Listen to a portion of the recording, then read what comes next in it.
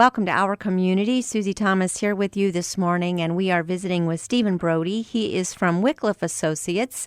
We know them as the Bible translators. Good morning, Stephen. Good morning, Susie. How are you doing today? Doing great, and I appreciate your time with us. First of all, Stephen, you're relatively new to Wycliffe. This past spring, I think, is when you started. Tell us a little bit about you and what drew you towards them. Well, it was totally a God thing, Susie. That's the best way that I can describe it. I live in Western Illinois, and I was in a transitionary period in my life. I had been working for a local chamber of commerce in Western Illinois, and that chapter ended, and I was looking for where I was going to work next. Where was my next opportunity going to present itself? I had been a finalist for some other chamber positions, and it wasn't happening. And I can remember vividly one evening I was praying to God, and I just basically surrendered, and I said, Lord, I don't know what's supposed to happen. Where am I supposed to go right now? Do you want me for ministry? Because if that's the case, then I'm ready, Lord. Use me. Mm-hmm. And it was fascinating because about a couple of weeks after that is when Wycliffe Associates was having their banquet in Galesburg, Illinois, right next door to where I live. Wow. And so I went there with my family, and I struck up a conversation with the area director, and he knew of my plight, and he said, well, I think you might be good at being an area director. And and I said, okay, I think I might be able to as well. Yeah. So he said, well, why don't you get me your resume? We'll send it down to Orlando, Florida, and who knows? And it just started a wonderful chain of events where got a phone call, which led to another phone call, which led to job shadowing, which then led to an offer to come on board as an area director. That happened in the middle of May. And when they offered me the job, they said, okay, now go get your plane tickets because we need you in Orlando on Monday for training. Well, so okay. It was quick. Yes. Well, there's worse places to train, aren't there?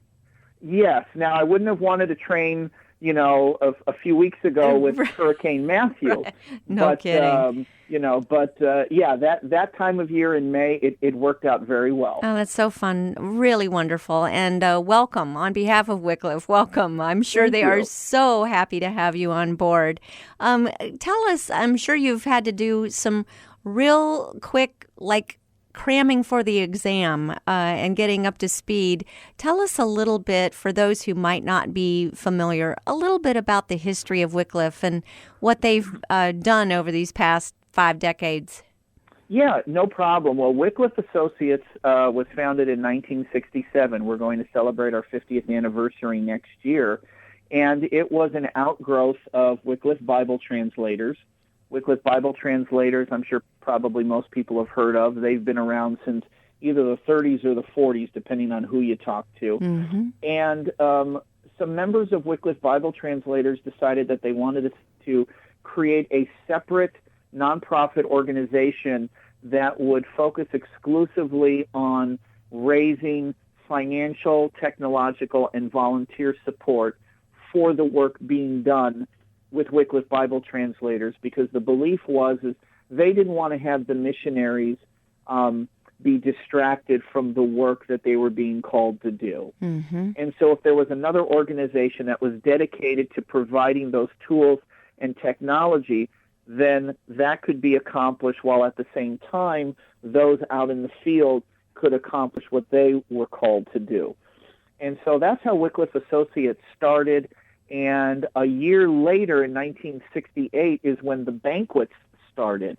And so next year in 2017, when we're celebrating our 50th anniversary as an organization, we're also in our 49th year of doing the banquets. And they have turned into the most impactful and the most important component of the organization or ministry, because it really provides an opportunity for folks to get a firsthand feel, flavor, understanding of what is going on, the work that is being done by those in the field that are being called to do Bible translation, and the opportunities presenting themselves for you and I and others to join our family and become a partner in this ministry. I think the word there, the key word I heard is opportunity.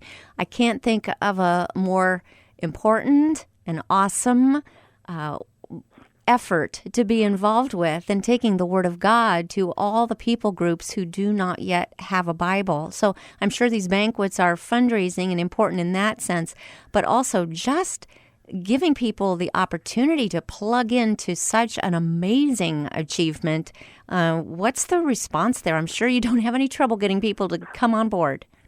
Well, I think you're right. It is an amazing opportunity because, yes, while there is the fundraising aspect of it, we've been told that anywhere from 70 to 80% of individuals that are now currently working in the ministry, working for Wycliffe Associates, they were first introduced to the ministry through a banquet, through a local banquet, by coming and hearing about what's going on, all the wonderful work that's being done, the volunteer opportunities that are possible, inviting folks to call down to our headquarters in Orlando and have a conversation as to what positions are available. Oh yeah, it's more than just being blessed with writing a check to support the ministry, but it also is a blessing to be able to say, you know what, I think God's putting it on my heart to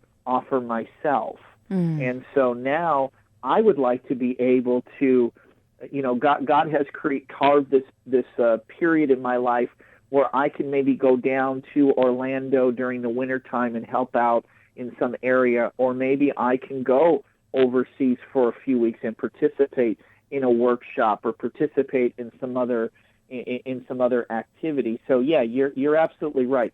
It does take on a multifaceted approach, and all the more reason why we very much want to invite friends and family and church members to come to these banquets to hear as much as they can about everything that's going on. Mm-hmm. Before we get into the future and even what's going on in the present, I still want to understand the past a little bit. How did this used to work?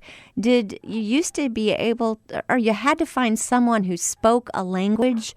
And then I would think translating the Bible would be quite a laborious task to take it into another language. There would be certain phrases and words that didn't have matches in different languages, for example. How did that used to work? Yes, and by no means, we are, with what we're going to be talking about shortly, is by no means not to honor the work that was done for decades and in some respects is still going on today. To answer your question, yes, typically what would happen is, you've heard the stories about you would have somebody from the West travel overseas and find themselves in another country with another people group. The first thing that they would have to do is they would have to learn the language. And how long would that take to learn the language? It could take a significant period of time. Once they got comfortable with that, then you would transition into the Bible translation process. And that could be very laborious. We have heard stories how it's taken years, it takes decades to do not only a translation maybe of the New Testament alone, but if they wanted to go and do the entire Bible, that would take even longer. Once that work would be done with the translation, then you have the time that has to be taken to check it, to verify its accuracy, to verify that what you've done is correct.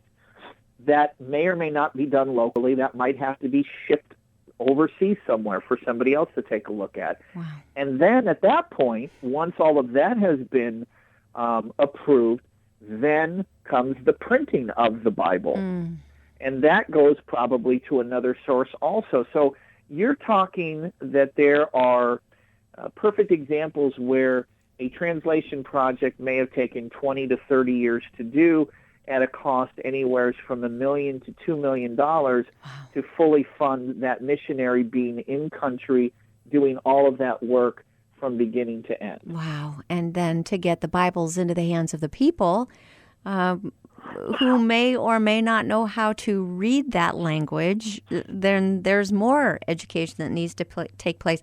How many, Stephen, translations of the Bible are there currently?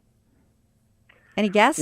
Well, it's hard because the number of languages that are in need continue to fluctuate based on information that becomes known to us. At some point, there was the number of 7,000 languages that were floated out there, 7,000 languages around the world. And a few years ago, the thought was that there was maybe 1,800 languages that still had not heard about God and Jesus Christ. Wow. Well, now, based on some methodologies, based on some new discoveries, we're finding out that number may have actually doubled, and there could be as many as 3,600 languages around the world that still have not had exposure to a Bible. Oh, my goodness. And oftentimes what that was is years ago, there were organizations like Wycliffe Bible Translators that would conduct surveys to determine whether or not a people group was going to be around in 20 or 30 years. And if so, then they received the support necessary to translate the Bible. Well, now, because of what Wycliffe Associates has been doing and the advances in technology, there is no bar anymore. There is no threshold that you have to have a certain number of individuals in your tribe, in your people group. Now, it doesn't matter. Our vision, our goal is to get a Bible in every language. And so it doesn't matter if there are 500 of you in this people group or 10,000 in that people group. If you reach out to us and you have a thirst and a hunger for wanting to know about God and His Son, Jesus Christ, Wycliffe Associates is privileged and blessed to be able to work with you and come beside you and make that a reality. Wow. And we're going to get a little more into in the second half about how that is possible. When you're translating, what are we translating from? Are we translating from King James? Are we translating from the original Greek and Hebrew and Latin? What's the base? You know, it's an excellent question, Susie, that oftentimes get asked, and you'd be surprised at the answer. Most translations of the Bible are copyrighted, and so you cannot necessarily get access to using the King James Version, the New King James Version, some of these others, because they're copyrighted. And so either the person says, I'm sorry, we will not let you use this version because it's copyrighted, or they will say, yes, we'll let you use it, but at a cost. Well, we being a nonprofit Christian ministry, our funds are very precious. And so what we came across is the only one that is non-copyrighted is the 1901 American Standard Version. Okay. And so that is the one that we use. That's the one that we use for purposes of the translation efforts taking place. Now, there have been, I believe, a revision or two, but for the sake of answering the question, yes, because that was the question that I asked when I came on board as well. What version are you using? Because I know just in my own house, I know I have several versions. Yeah. Right? Yes. And so, yes, that's the answer. It's the 1901 American Standard Version. And I would think, just based on how long the Bible has been with us, that if anything was public domain, it would be that. So I'm amazed to find out that there's copyright. People own those copyrights to the Bible, to certain translations of the Bible. And so interesting. Okay, so it's from the American Standard Translation. We need to take a short break here. After these words, we will return with Stephen Brody and Wycliffe Associates and tell you why he's joining us today on our community. Stay with us.